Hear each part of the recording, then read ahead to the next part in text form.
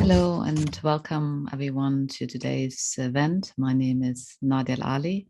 I'm the director of the Center for Middle East Studies, where I'm also professor of anthropology and Middle East Studies. And it's my great pleasure to host today's event, Dina Georgis, and we're going to mainly focus on her book, The Better Story: Queer Effects from the Middle East.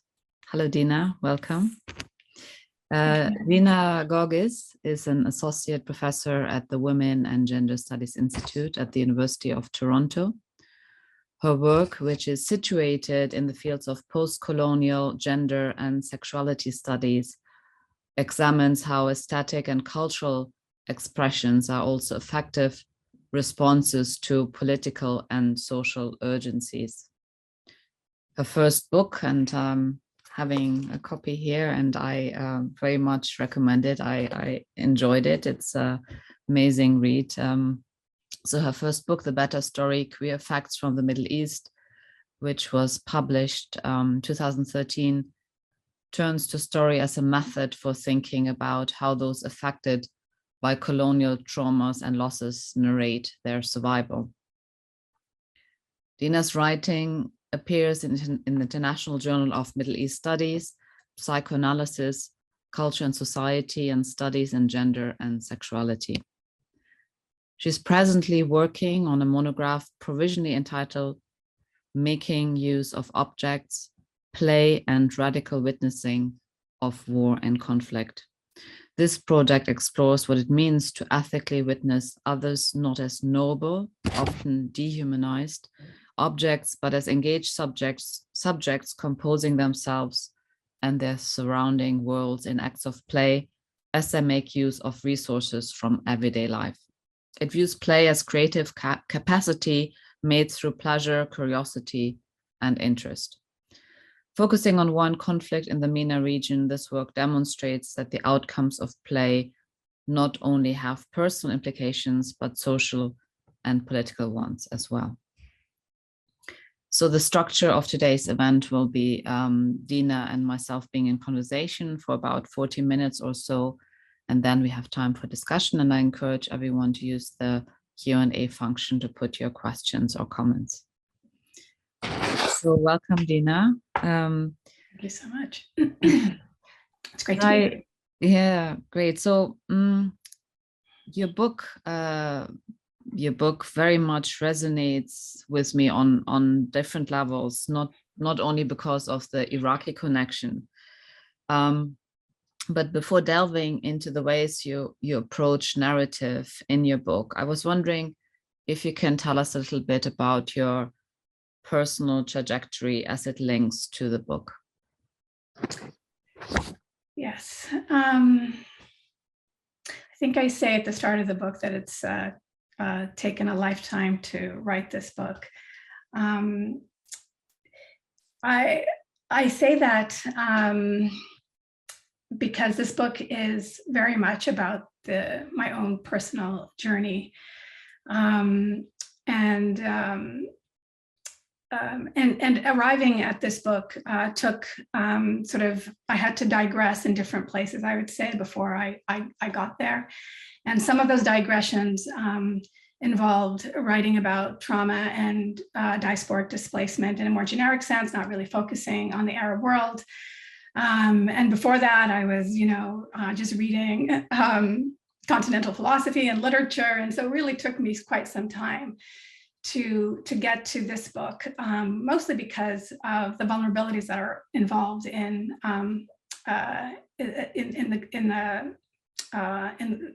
the content of the book, which has to do with experiences of leaving Iraq under conditions that were not completely known to me at the time. I was just an infant arriving in Lebanon, and not that long after our arrival, civil war started, and it just set off a more series of displacements. So when you experience trauma, which is the subject of this book in a lot of ways, it takes time. It takes time to talk about it. And how you talk about it is really significant. I begin the book with a preface with my narrating my niece's dream, which, at the end of that preface, I say, this is really about me, not my niece. And her dream is about her grandfather and my father. He had died at that point, and she dreams of him in a very sort of very, very graphic image of dead bodies, like in lines, almost like an image from it's a kind of death camp, and so I was really struck by why she would, why her brain would go there, and it became, I would say, an affective site for me to really kind of unpack transgenerational trauma, the struggle with remembering your origins, the secrets that you live with, and how you arrive at trying to kind of work through all of that, and what narrative, and then our relationship to narrative itself. Why is narrative so important when it comes to surviving difficult experience? And so it was a really kind of rich moment in I guess in the history of my intellectual thinking, when I don't really remember all the details now, and how it all happened, and how my niece Sarah told me this dream, but I know it was really, I remember it being really significant, and it didn't necessarily frame the book, but it provided me an avenue to really unpack all the layers of what the book is about, which is the struggle with knowability. How do you understand political histories that you are not directly accessible to? How you inherit them? What it means to carry the narratives of your parents, and what do you do with those narratives, and how does the story keep evolving, if you will? Yeah, I was intrigued by the title of your book, The Better Story. So you write in your book that every story is a better story, or the best possible story we have invented to allow ourselves to go on living.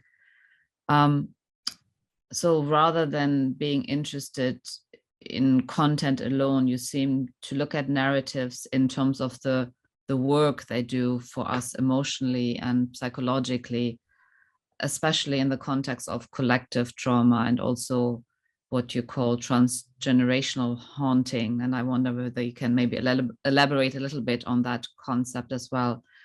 But I guess my main question here is the title of the book. Why The Better Story? What does it signify? So the better story, that phrase comes from Jan Martel's novel, The Life of Pi. And in the preface of his book, he talks about his process of arriving at the idea of his book. He had met, he says, a man in South India who told him that, I'm going to tell you a story that will make you believe in God. And so the story involves, if you haven't read the novel, it's a story really of migration from India to Canada. That involves a shipwreck and the loss of most of the animals. This is a family that owned a zoo back home, and the loss of all the animals. And it's a story about a boy who ends up with a tiger and some other animals on a boat, and they miraculously arrived to Canada and survived. So it's a magical story. In that story, the tiger and the boy learn how to live together, and rather than the boy working against or in a defensive relationship with the tiger, he learns how to be with the tiger in ways that allow both their survival. It's a beautiful story. It's magical. It's probably not true, but it's a story that allowed him to survive and get through that experience. When the boy ends up in Canada with the authorities, he tells them that story. The authorities don't believe him, and then so he tells them another story of human devastation, greed, tragedy, which is more believable. But he said, which would you rather believe, the story with the tiger or the story of like human devastation and greed? And of course, it's the story that makes you believe more in God and in magic. So the premise of this book is really about that all of our stories, especially when they have to do with traumatic experience, is our capacity to create something that allows us to survive. In a lot of ways, that the relationship between fiction and reality is one that is, it's a blurry one, because when you're traumatized, all you can do is, it's very difficult to claim the experience. So all you can do is imaginatively construct your life. And so the premise of the book is, how have we imaginatively constructed our lives in post colonialism, post-slavery? What are our emotional resources? What are the emotional resources that go into constructing our survival that allow us to survive well? Now, the thing about the better story is, I argue, and this is not in the novel so much that I take this phrase from, but the better story doesn't always end up being the best possible story, and that sometimes we outlive that story and that we need to move on. And so the better story always needs to remain a living thing, that we need to constantly reconstruct and reconstruct imaginatively our lives. Otherwise, we get stuck in discursive constructs that may not serve us well.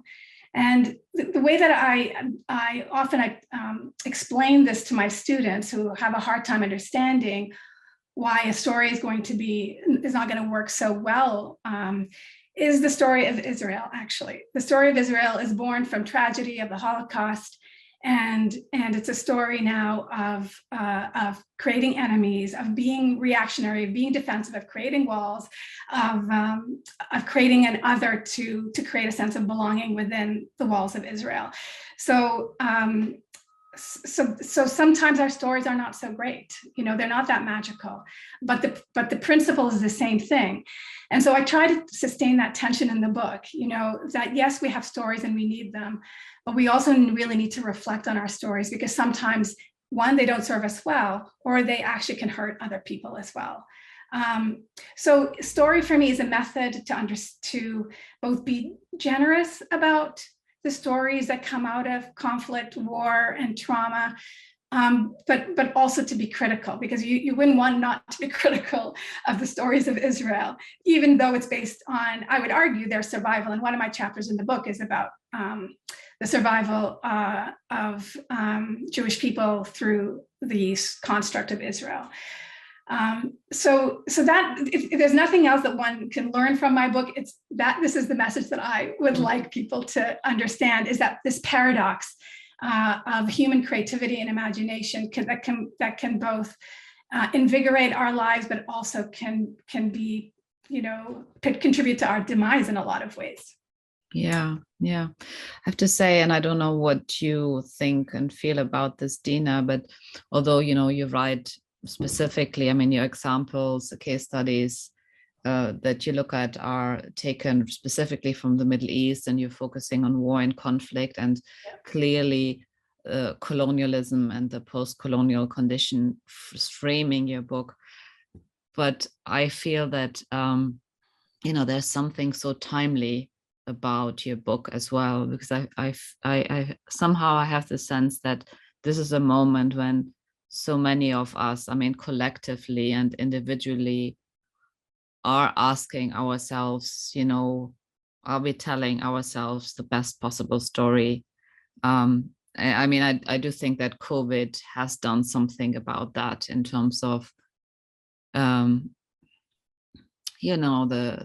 role of nation states, the role of, working together. And of course, migration is such a big issue as well.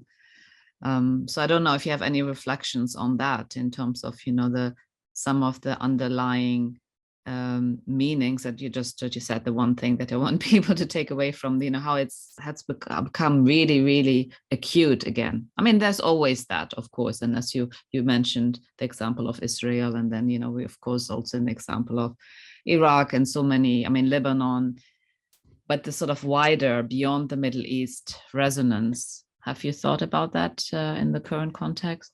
I'm just wondering what you're thinking of, Nadia, in terms of the story that we've told ourselves about COVID. I'm just wondering particularly what you're thinking of here in terms of the narrative we've created.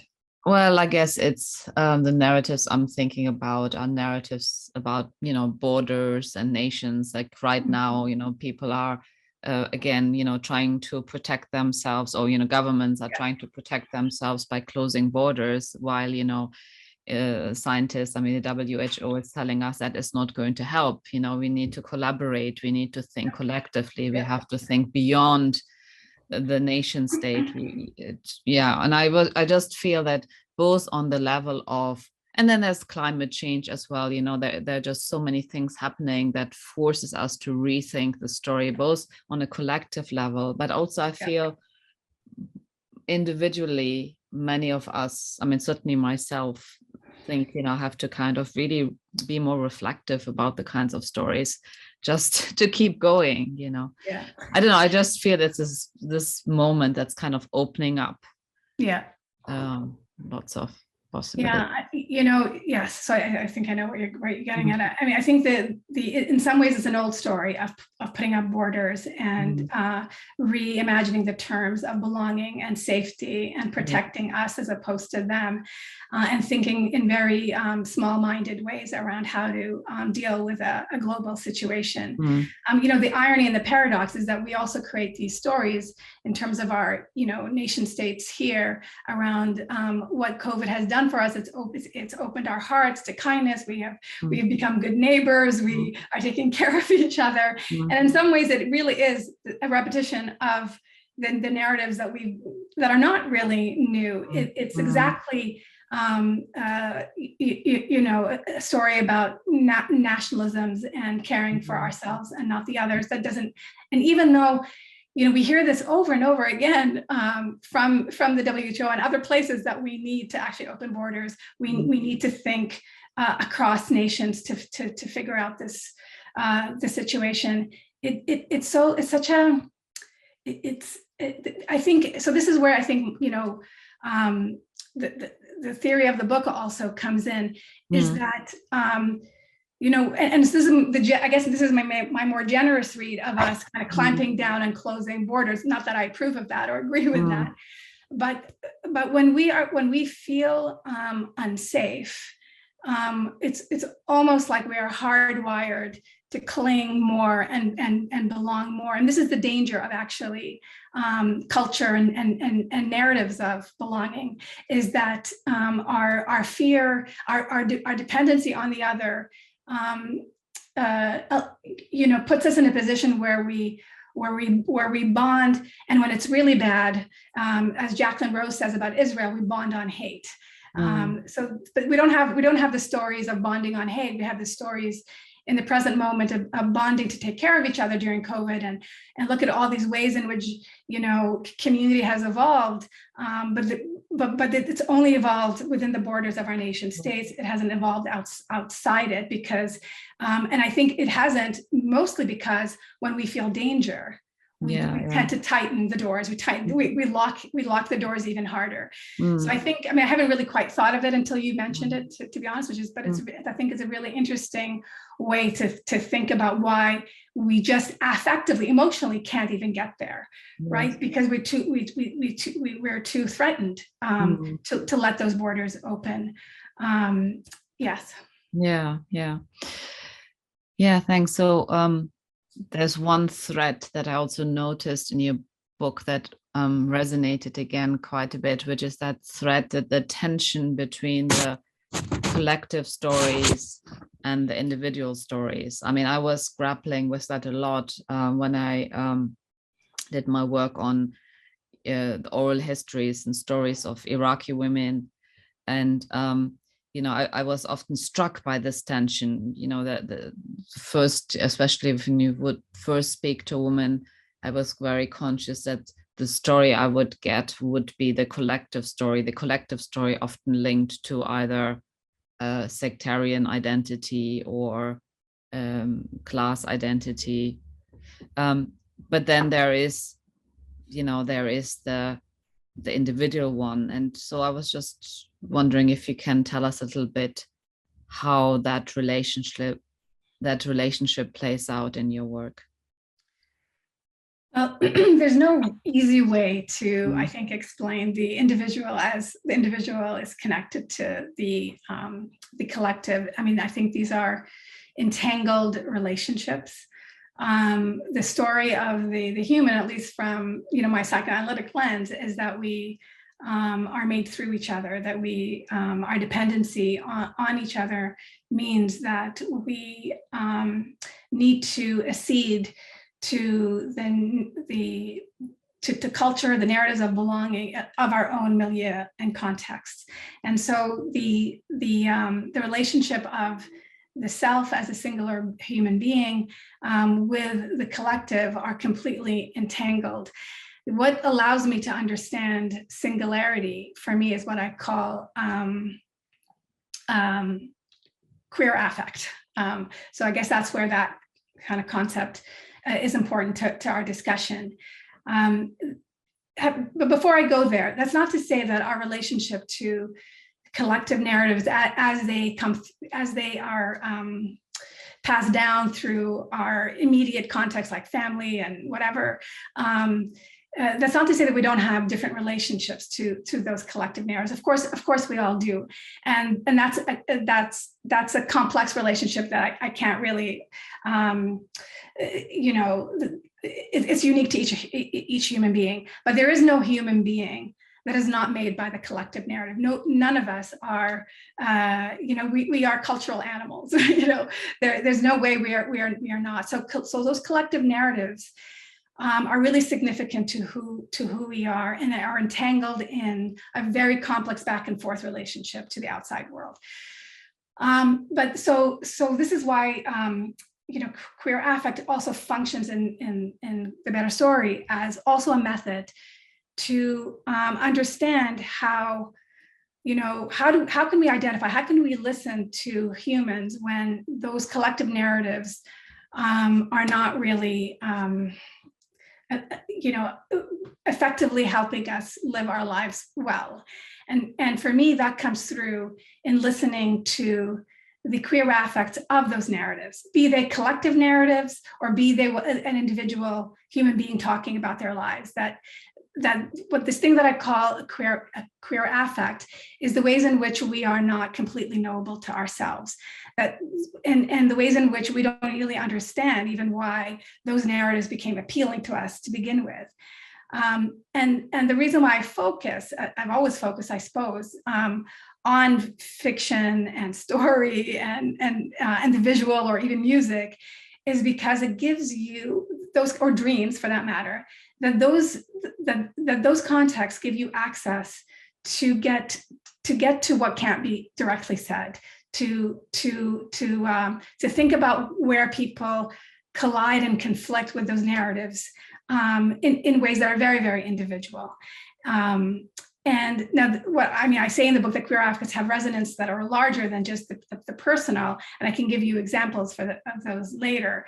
But it's, I don't know, Daddy, if you've maybe noticed in your interviews where somebody will give an interview and maybe they'll pause or they'll stumble or they'll contradict themselves, or those to me are the most important moments in an interview where the assumed because we're not original as human beings. We reproduce what we've learned, but there are moments where we don't do that. And to me, those are really extremely interesting moments because they come from somewhere else. They come from our history, in our experiences that we haven't completely processed, but they're living in us, in our bodies, and they come out, I'm saying, in narrative, even in an oral history. So what does it mean to have if you're a researcher, how do you talk about those moments? And to me, I've been very scared of interviewing people for that very reason, because how do you give voice to those moments, because when those individuals are not even recognizing that they're in those moments to begin with. And so I've always turned to fiction and narrative and films to understand how we live in excess of what we know.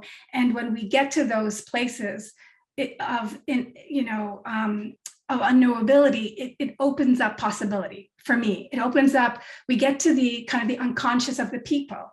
And in my book, I argue that the Arab Spring was a moment of that. People were kind of went out to the streets because they were frustrated that the terms of belonging were no longer working. And I say at the end of the book that those slogans that you saw in Tahrir Square were just a frustration. They were just affect.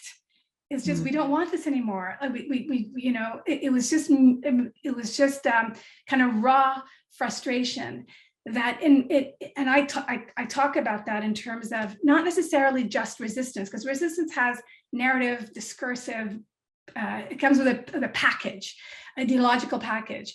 But for me, revolt is something that is just, it exceeds a narrative sense, and it in that moment, I always see hope and possibility. That's, now, of course, we have seen the outcomes also of that moment in history, that they're not necessarily all that we want. But I still strive to look for those moments, because I think they're an occasion for making change. In a lot of ways, change has also happened. So I'm sorry, I've kind of digressed. No, it's okay. A lot of strands here that I want to pursue. Okay. I mean, I want to go back on, the narrative as potentially generating better political futures, thinking about the, protests during the so-called Arab Spring. I have to say, I have a big problem with that term, not just, in terms of the spring metaphor, but I feel it's time to, especially, I guess, if you try to queer the Middle East. And I think we also have to be careful about the way we use Arab, because I mean, I have to say, in the context of my work, in 2011, I was in the north of Iraq, and it was the Kurds who were mainly out protesting, and they didn't feel so so happy about the term as all other ethnic minorities in the region. But anyway, that's slightly before I like to sort of pursue this idea of the narratives as being emotional resources for learning, but also for generating better political futures. I actually want to go back to the idea of queer effect, because that is an important concept for you, and a concept method as well. And I'm conscious that not everyone who will be watching or listening to us today might be so familiar either with sort of the affective turn and also queer theory, and how I know you mentioned it, but I was wondering if you can sort of try to elaborate a little bit more what you mean by queer effect. And then you seem to be particularly interested in queer pain. So if you can talk about that a bit more. Yeah, it's a big one to kind of explain in a few words, but I will try my best. I mean, there's a lot of ways to think about the ways in which we live in excess of what we know. I'm not the first person to think about unknowability, the way we exceed knowledge in our even in our everyday lives. But for me, I used the word queer to think about our relationship to what we don't know, because what we don't know is also, it can be scary. It is dangerous. It is something that we feel. I argue in the book that it's libidinal. It is sexual. So these are all affects that I think every human being experiences, and it's about what and some of us but it's about what is it that we do with those feelings when we but queer as a concept is interesting because I guess its history is that the dangerous sexualities have been repudiated, that they're too dangerous, so we've pushed them away. And the queer movement was about reclaiming those experiences, reclaiming danger and not feeling afraid.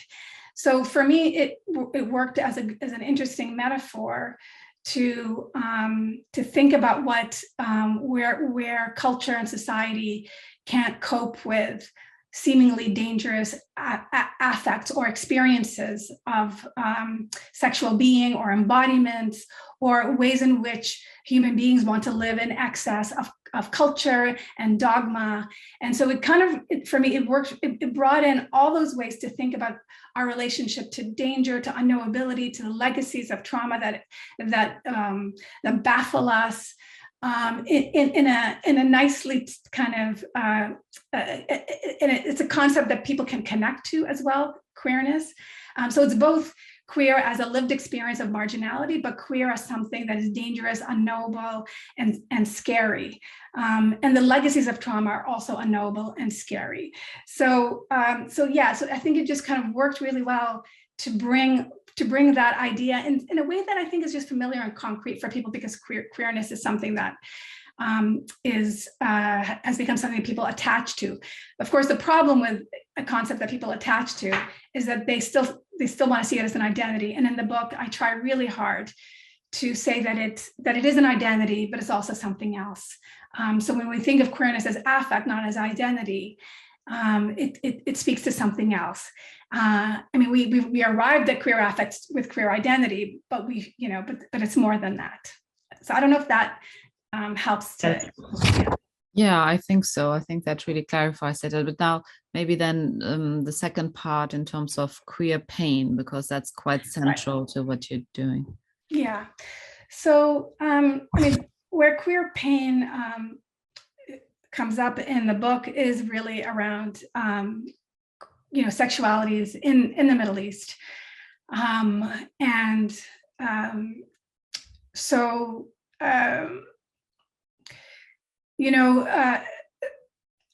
it's the history of sexuality, contemporary sexuality in the Middle East is one that is, very much fraught. As we know, I write in the book that in contexts where in the region, there's a way in which anti-imperialism sentiment has needed its, has required that people live by tradition as a way to communicate anti-imperialism, because queerness has been associated with the Western world. And so I talk about the way in which that has been is a painful burden for people who identify as queer or don't even identify as queer, but have same-sex desire. So so in terms of the real lives of queers, there's, I think, both things are at work. They live as monsters, and depending on the context that they live in, to their community, and their affects, their own affects feel monstrous to them as well. So it's, but beyond queer sexualities, any kind of relationship to, I guess, your own relationship to trauma and the affects and the legacies of that, I would also call as queer pain, if it keeps haunting you. It's that invisible matter in your life that can't be quelled. So metaphorically speaking, queer pain is not necessarily just connected to sexuality. It's also the kind of pain that is where we feel we're strangers to ourselves, because we can't quite understand the source of that pain. I mean, I would say that that all of my intellectual writing uses my queer pain, and I'm talking here not just about my sexuality, even though I'm queer identified, but it has become, not understanding my origins, the displacement has become a resource for me to write and to be creative. So yes. So when you're especially in contexts where in the diaspora where you're displaced, you're always in a relationship to to pain. It doesn't ever end. And that doesn't mean necessarily we really understand that pain, but for me, it's become a resource for creativity and for intellectual thinking. Yeah. Yeah, thanks. So this year I'm running this lecture series on queering the Middle East. And I mean, what I've noticed is that much of the more recent scholarship that is taking a kind of queer, analytical, methodological, political approach is really, and focusing on the Middle East or its diasporas, is really moving away from focusing on sexuality as, I mean, I guess sort of similarly in the way that I would say feminist, you know, you don't necessarily have to focus on women or gender when you do feminist research, but it's more a lens. And so what I've seen, the read is very creatively using queer. So for instance, last a couple of weeks ago, I was in conversation with Sima Shekhzari, and she is very much using queer in relation to the state, failed states. And then Rassan Moussaoui, you know, focusing on Lebanon, very much focusing on conflict and this constant state of conflict and chaos as queer. And then of course there's Maya Mekdashis and Jasbir Puar who are also speaking about this. Yeah. So do you see yourself also as contributing to that body of scholarship that is trying to not redefine, but is trying to theorize queerness in relation to the Middle East and its diasporas without being US-centric as much of the, I would say, queer studies, even queer of color theory tends to be? Yeah. So, you know, I've been trained in queer theory, so I have an attachment to it, but I'm also wary of it for some of the reasons that you've just mentioned, Nadia. One of the ways in which, you know, I think in a lot of ways queer theory is still too committed to you know, defiance in simplistic ways. It's too celebratory. It's too invested. I mean, there's critiques of coming out narratives for sure, you know, but it's really invested in not feeling shame, in resistance, in defiance, in being in, you know, and in ways that I think that a lot of people from our region can't identify with, to be perfectly honest. And so I wrote a piece on queer Arab shame some time ago, and I focused on a group of queer women who wrote a book called Parid Mistajel, and it was the stories of mostly women and trans people, who lesbians and queer identified people who are telling their stories. And what I noticed in those stories is that a lot of those women were identifying with the nomenclature of the Western world, lesbian and gay and queer, but they were also telling another story about their relationship to their region and to shame and to their families. And they were telling stories where coming out is not an option, because the stakes of their lives are connected to belonging to their family and to their culture and to their context. And so I like to think about, I mean, I try to make queer as a concept both a thing that can speak to their experiences of marginality and pain, but also because they choose to use Western terminology to also honor that. So I don't want to actually not talk about queerness or queer theory, since those very people, that community needs those terms too for their own survival. So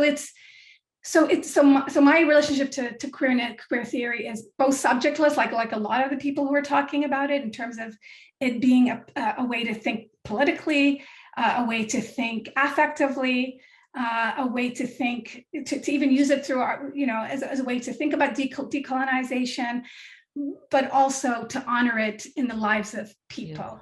Yes. So I don't really want to reduce it to one thing. And I think in my book, I try not to do that. It is an identity that we should be suspicious of, but we still care about. It is an affect that feels dangerous. It is something that people need and reach for, but we also need to problematize. Yes, absolutely. Yeah. And I should say that article in Kohel, I think it's fantastic. And I've been using it in my classes, and students really enjoy it as well.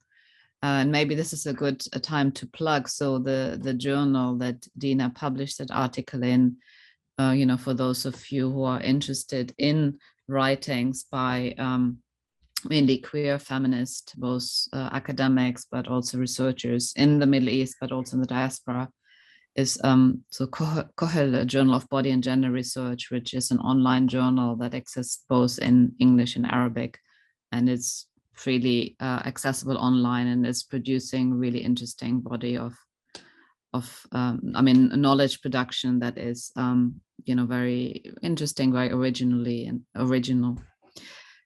So Dina, before I'm going to ask you my next question, I'll just want to pause for a moment and encourage the audience. So if you have any questions or comments, please put it into the Q&A function.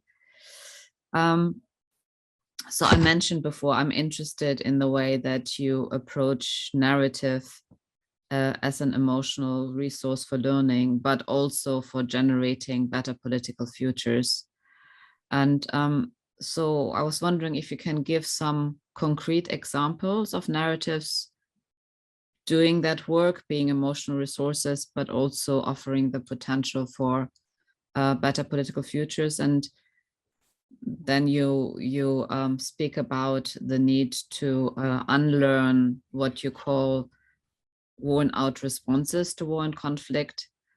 So how do we do that? How do we unlearn worn out responses to war and conflict, and how do narratives provide us with new insights potentially? Yeah, I'm going to talk about a more recent work that I did, thinking about Hani Abu Assad's film Arab Idol, and in that film,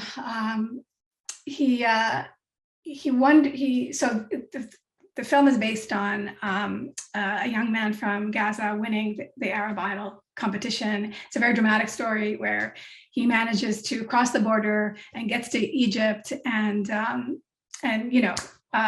it's like a rags to riches kind of story. It is. It's sort of like wild that it happened, but it actually really did happen.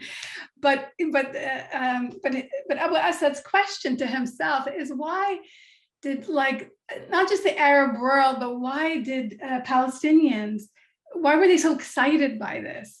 Why were they so drawn to this young man who made it? What was that about? So he made a film to explore that. And so my read of this film got me thinking about, as we all know, that for Palestinians, resistance and resilience is everything. It is so much part of the history of Palestinian cinema. It is so much part of the literature. It is really everything, and it's a really important part, obviously. But it made me think of what else do, especially people from Gaza, what do they want? So did I say he was from Gaza? He was from Gaza.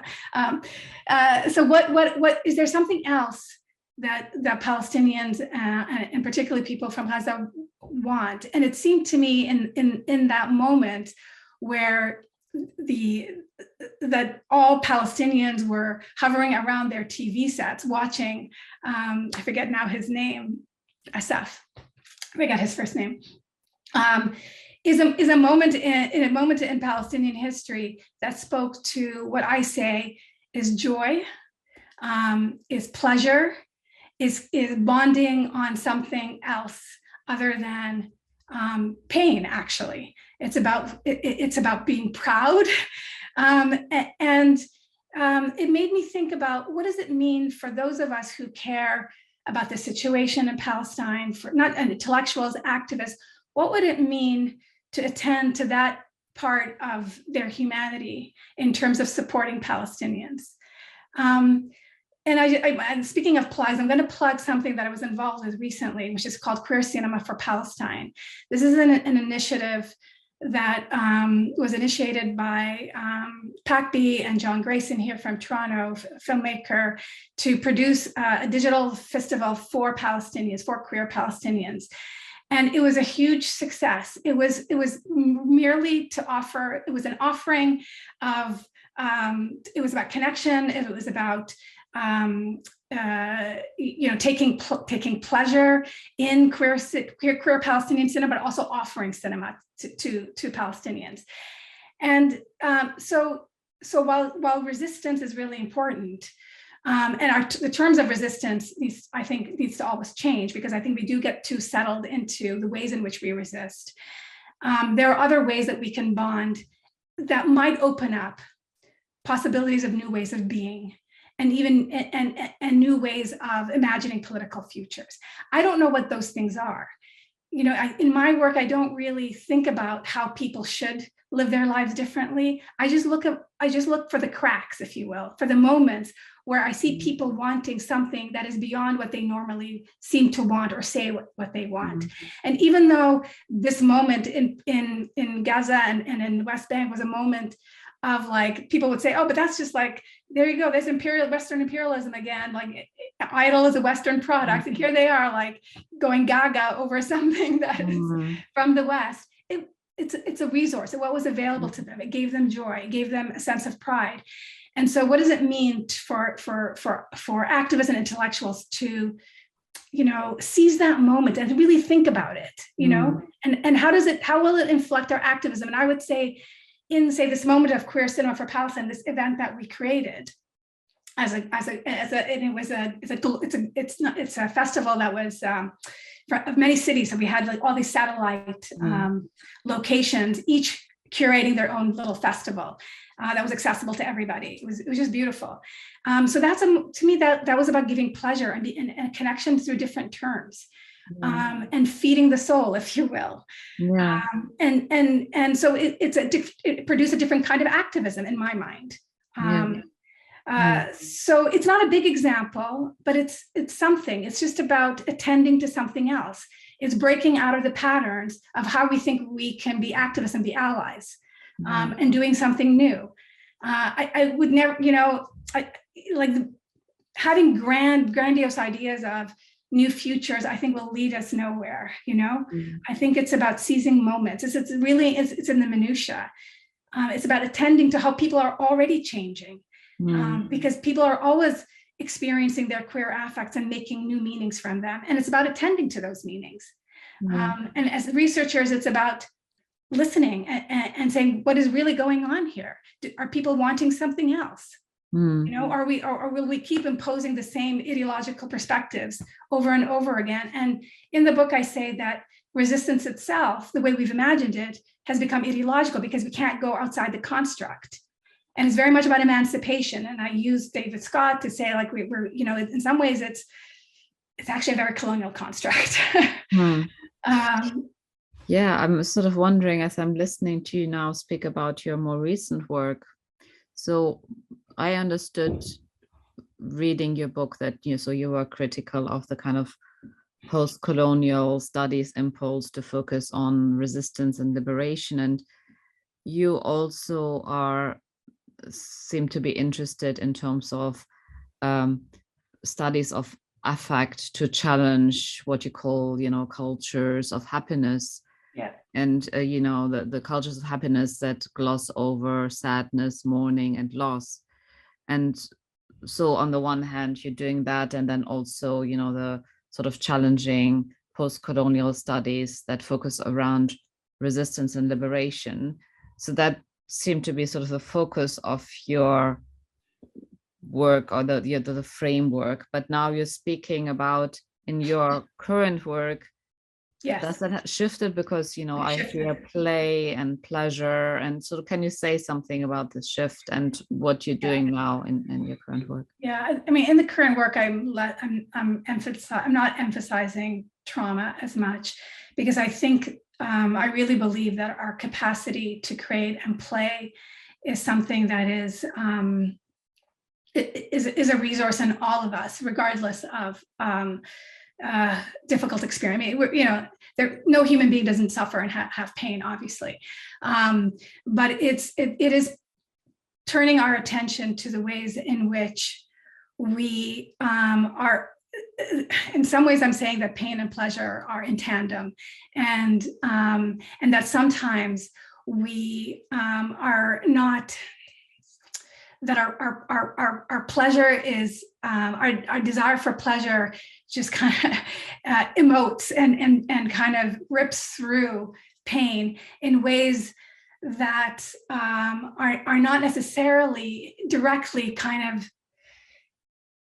burdened by the legacies of the past. It is just a kind of raw desire for joy.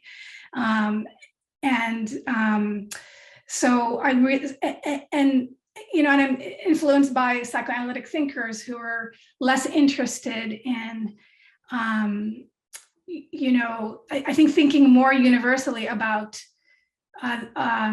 how we that our own journey, that play is how we construct our lives, and it doesn't have to be something that originates in traumatic experience. That this is what we do as humans, and that we always have the capacity to play, although trauma undermines our capacity to play. And so when you see a traumatized people like Palestinians, who are collectively traumatized, have still able to have the capacity to play in a moment where they're literally just playing with Arab idols.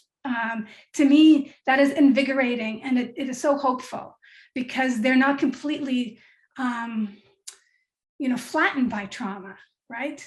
That libidinal energy in every human being is there to be awakened, and that's what I loved about it. It kind of brought that up in them, even if it was just a silly little moment. But it tells you about the capacity that people want pleasure and joy, which I distinguish, Nadia, from a culture of happiness that really is about covering over pain. So just to make that distinction, the culture of happiness doesn't want to have pain. It could be about what, like, Sarah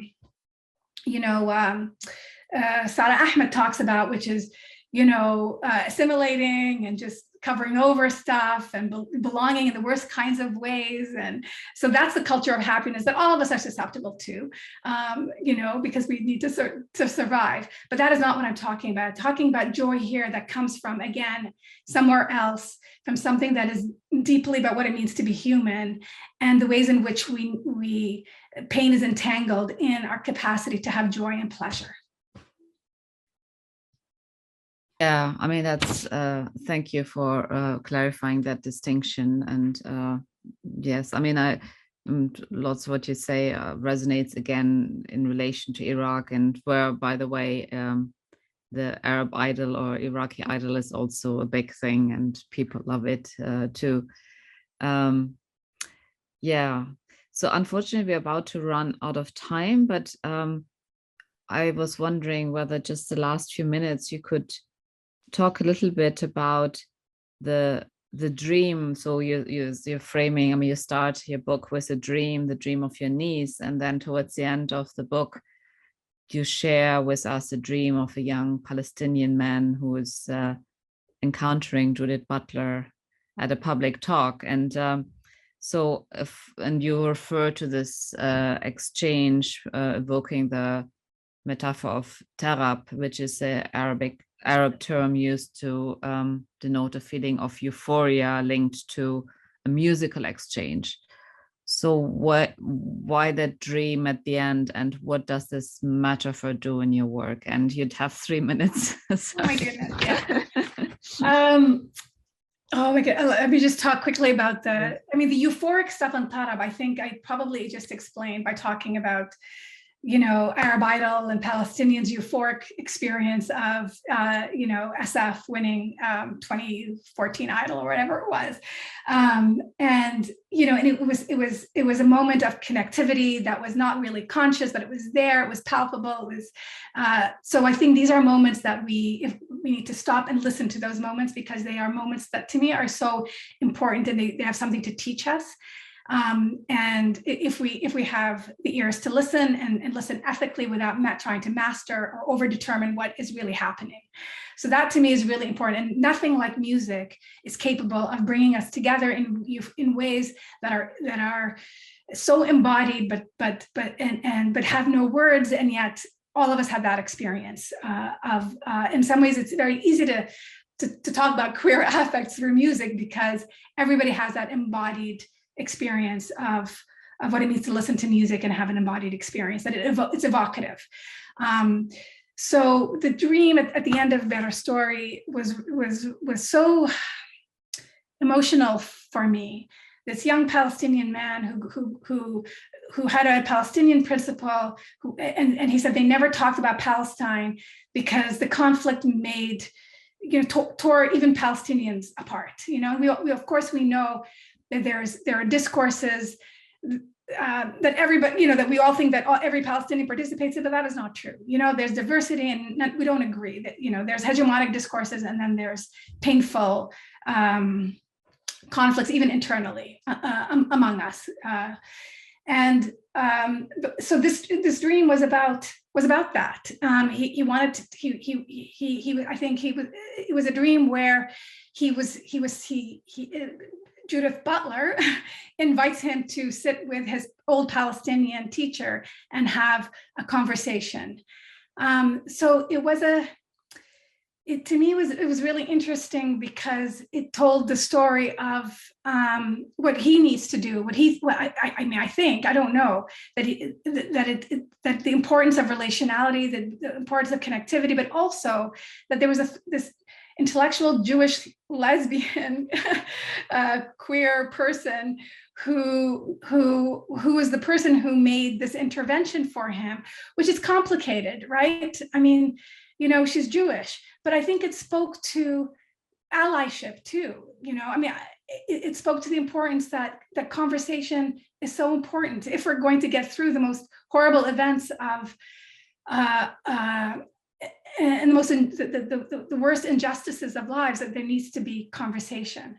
And so to me, it was a moment of that possibility. So it felt hopeful that conversation could happen across difference, and also internally among people of the same group. So it just had this it kind of brought it all together about how significant, what politics needs, what it means to sit at the table and make change. It was a fantasy. It's beautiful. I don't know if this really happens in the world, but it communicated the importance of what it means to sit at the table and have important conversations, not the kinds of ones that happen in Oslo or the ones that are happening right now in Palestine, but the ones that really make a difference. Yeah.